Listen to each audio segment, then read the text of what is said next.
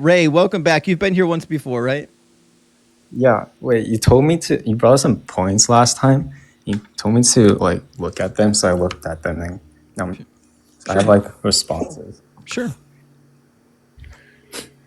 Um, so I guess we could start with the first one. So you brought up Second Samuel, like the part where it's like Absalom and David's concubines. Yeah, the Second Samuel chapter 16, chapter 12, and chapter 20, and you're going to tell me that they weren't raped; they went willingly. No. Wait, so like what was like? Would you like to like recap like what you said about that? Yeah. So in Second Samuel chapter 12, David is given a punishment for what he did with Bathsheba and his interaction with Uriah as well. And the punishment that is handed down says, "Thus saith the Lord, I will raise up trouble against you from within your own house, and I will take your wives before your eyes and give them to your neighbor, and he shall lie with your wives in broad daylight." And then in chapter 16, that's what happens. Absalom wages a war against his own father, trying to take the throne from him. And in a display of force, he sleeps with 10 of David's wives. Yeah.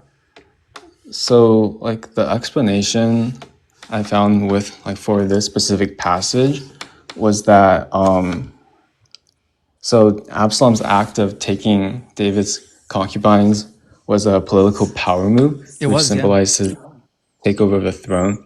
And then like this whole like ordeal was part of God's judgment on David after his sin with Bathsheba and Uriah's murder. Right. And I agree. And then the concubines here suffer the consequences of Absalom's rebellion, David's prior failures. Yeah, we absolutely agree wholeheartedly on that. The problem is that the women didn't commit the sin. David did. So why are they the ones getting raped? Well, that's like just how this world is, right? Well, that's not how God is. That's not how the world actually is nowadays. Maybe in some horrible places, but we've literally been able to do better than that. Well, right. What I'm trying to say is that this is like the Bible teaches that this is. But God said He's the one doing it. Well, that's because God is sovereign, right? So, like technically speaking, everything from like the earth moving, like to me talking to on this live, God is doing that. Like He ordained this, and so God ordains everything. Yeah. So right now, the child that's getting touched in one of your local churches, God ordained that. What a sick God. Right, but the way I think you made it worse, not better. Is that no, I'm just telling you, like this is what the Bible teaches. But that doesn't mean that. So I guess your question is like, does the fact that God raises up evil, does that absolve Absalom of responsibility?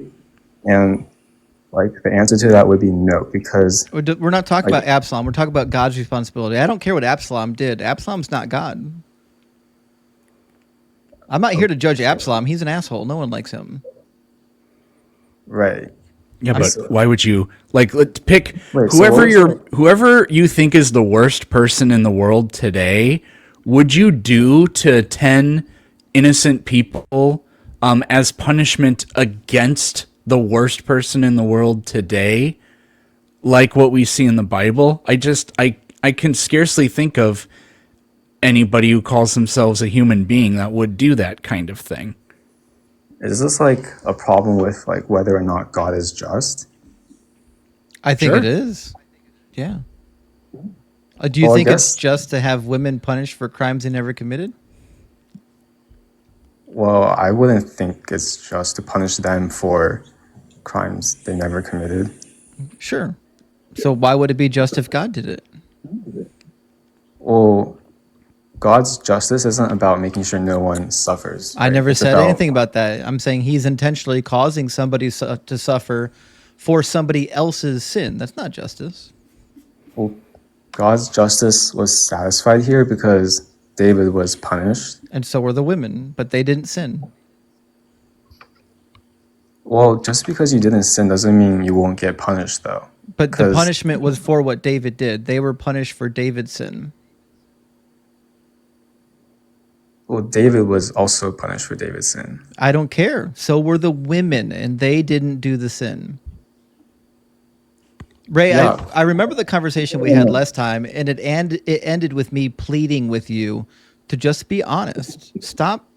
Take your Jesus blood goggles off and just be honest Wait, with the what? text. If you read this in the Quran, you would condemn it and you would say that is horrific. You're only trying to justify it because it's part of your religion. Well, what I'm trying to say is that like people get punished for others people's sin like all the time. But right? should And it that's- happen on purpose?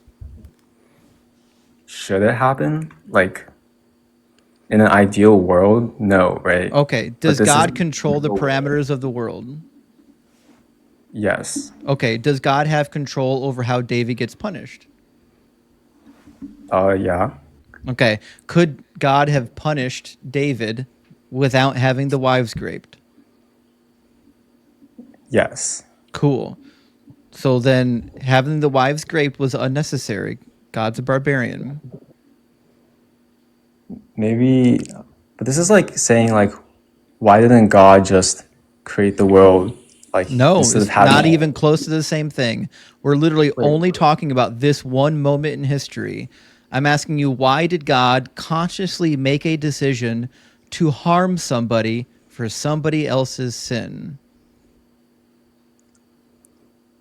Because like why did God do that? Well, we know why. I'm asking why you're trying to justify it right now. Why are you bending over backwards into a pretzel trying to justify this when you know it's horrific? Wait, let me ask like a question, like, and then like you tell me if that's like, because I feel like this is kind of similar. Because this is like in my mind, this is like asking why didn't God just instead of like replace every continent with the Bahamas and then Ray, guarantee this everyone has nothing to do This with is- world suffering. The question is it justified to purposely inflict harm on somebody for crimes they never committed? That's the only topic we're talking about right now. Because this isn't the kind of thing where you can defer the judgment off of God. Like people say, well, God doesn't create the natural disasters. He allows them to happen, but he didn't make them happen. Or why does God allow evil things to happen? Well, he lets people exercise their free will.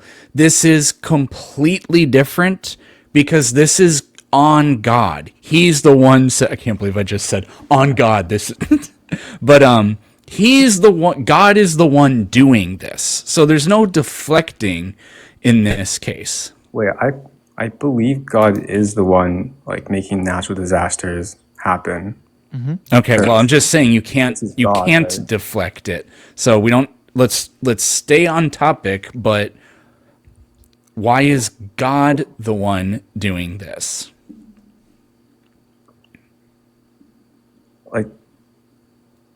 Like my answer to that would just be like I don't know like why God does anything, right? Because Okay. God. Okay, then on what grounds can we say that what this God does is good? On what grounds? Yes. Well, the reason we say God is good is because he's patient.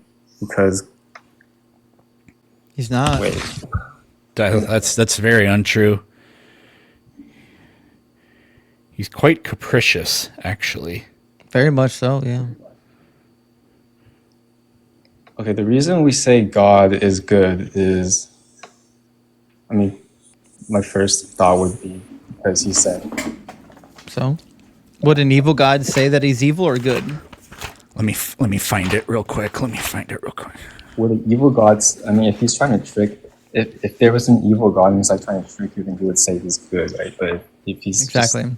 That's exactly what it reads like. You know, God in the garden, God said, "Don't do this thing," and then the snake was like, "You should," and it actually wouldn't be that bad. And then later on, God says things like, "Don't like unjustly kill people and do these other things." And then later, these people are told by something, hey, go and commit all these atrocious acts that are contradictory to what I told you earlier.